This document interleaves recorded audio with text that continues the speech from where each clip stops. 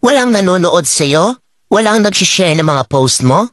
Konti lang ang viewers mo sa tuwing nagde-live ka?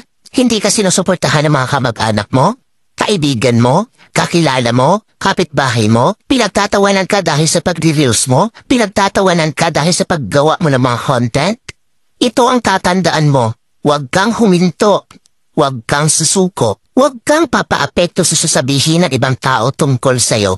Ipakita mo sa kanila na may mararating ka. Dahil isang araw, kapag marami ka ng followers, kapag marami na ang sumusuporta sa'yo, kapag marami na ang nanonood sa'yo, kapag marami ka ng viewers, kapag marami na ang nagmamahal sa'yo at sumusuporta sa'yo, kapag marami ka ng payout, kapag sinasahod mo na ang sinasahod ng mga sikat na content creator, kapag mayaman ka na, kapag marami ka ng pera, ay manunood na yan sila sa'yo. Sila na ang kusang lalapit